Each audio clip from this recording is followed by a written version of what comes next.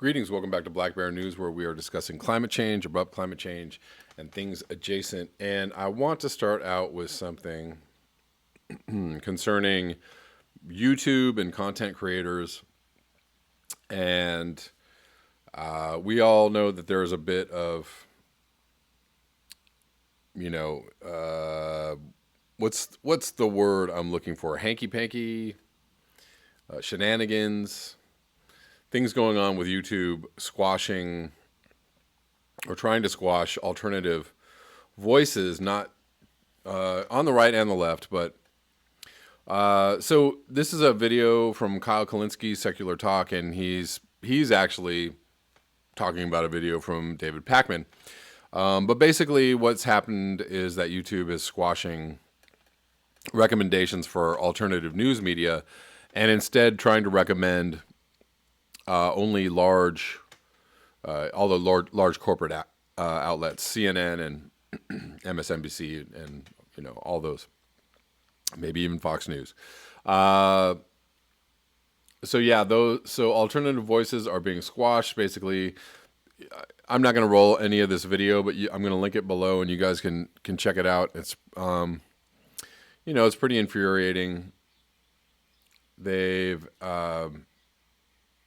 instead, alternative news sources used to get basically 50% of the share of recommendations, and now they're getting 25% of the share of recommendations, and it's squashing a lot of the viewership of channels that are trying to give you real information and trying to redirect you to channels who might not be all that interested in giving you real information, or like to give you a little real information and a little bit of propaganda, and then nobody knows what's going on. And then you get crazy stuff like this. So this is basically somebody making up a conspiracy theory to try and tell everybody that this conspiracy theory is. So there's a theory about Seth, if anybody knows, and many people do, Seth Rich was murdered. Seth Rich worked for the DNC, and some people believe he was involved in, maybe one of the people involved in getting Julian Assange the emails that the DNC leaked. That maybe he was involved somehow, or maybe the DNC, the conspiracy is that his murder looked very, very fishy.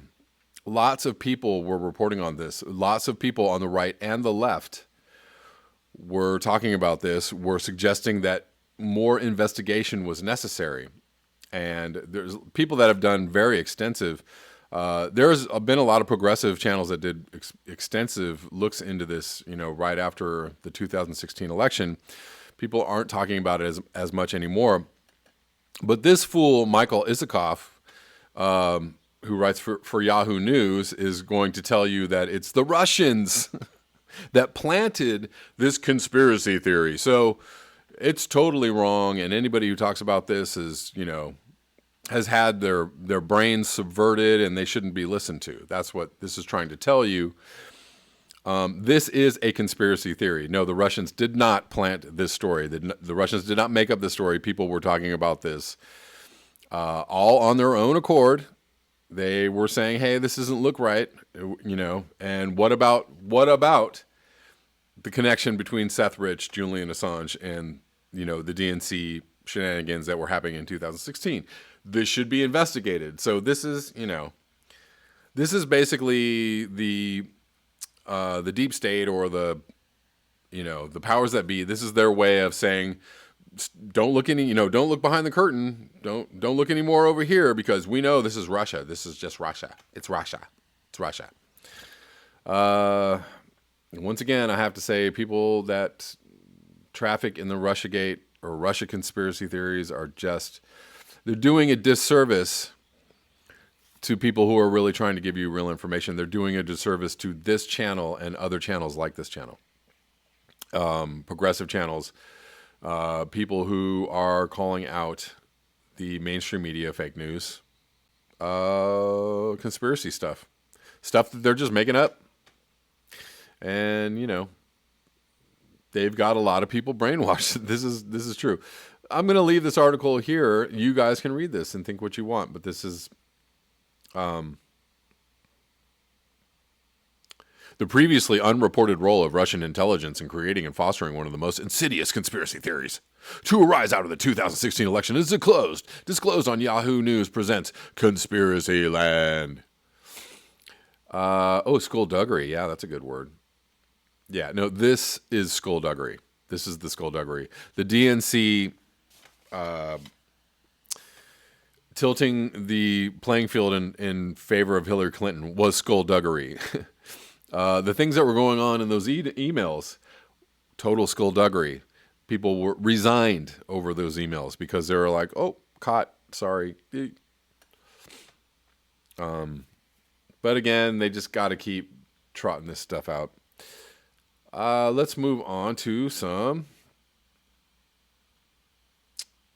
climate change, climate destruction, climate ecocide news. Billions of air pollution particles found in the hearts of city dwellers.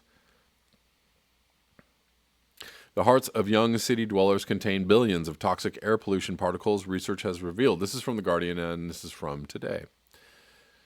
Even in the study's youngest subject, who was 3, damage could be seen in the cells of the organ's critical pumping muscles that contain the tiny particles. Good God. The study suggests these iron-rich particles produced by vehicles and industry could be the underlying cause of the long-established statistical link between dirty air and heart disease. The scientists said the abundance of nanoparticles might represent a serious public health concern and that particle air pollution must be reduced urgently. More than 90% of the world's population lives with toxic air, according to the World Health Organization, which has declared the issue a global public health emergency. The scientists acknowledged some uncertainties in their research, but Professor Barbara Mayer of Lancaster University said, this is a preliminary study in a way, but the findings and implications were too important not to get the information out there. Mayer and her colleagues found in 2016 that the same nanoparticles were present in human brains. And were associated with Alzheimer's-like disease, another disease linked to air pollution. While all ages are affected, Mayer said she was particularly concerned about children. For really young people, the evidence is now very early stage damage both in the heart and the brain. We have a likely candidate able to access both organs with the pathological evidence to show damage is happening. Good God. But we already know that we are on a trajectory to disaster because we just keep on doing this stuff. We keep on rocking into the night. Lastly, I'm going to bring you this article, which is, so on the surface, this looks like good news. Scientists found a gigantic freshwater aquifer below the Atlantic. It has enough water to fill 1 billion Olympic swimming pools. Anybody would look at this and go, yay. I don't know. You know, my first thought was boo, because who's going to access this aquifer? And what are we going to do with the water in this aquifer? It's good to know that there's more water than we thought, but the thing is that fresh water is quickly running out in many, many areas. In India, they are trucking in water so that people can drink. India is having a serious drought right now, and who's going to take this water out, and what are they going to do with it? Are they going to sell it? Is this just going to enable more destruction to happen? Most likely. This is like, and on some levels, this is like finding a new reserve of oil, right? Like, oh, yeah, we don't, maybe not so much. It's water, though. People need water, which is great. A gigantic aquifer of mostly fresh water hugging the coastline of New Jersey up to Massachusetts sits below the ocean floor. It contains at least 2,800 cubic kilometers, 739 trillion gallons of liquid. That's enough water to fill 1.1 billion Olympic-sized swimming pools. And that's interesting that they use the swimming pool as a measurement of size because, how much water is wasted in swimming pools? It's the biggest known undersea freshwater aquifer on Earth, but more importantly, there may be other such Freshwater aquifers like it throughout the world, a potentially huge natural resource on a planet with a steadily growing population. And that is also the other problem with this, is that we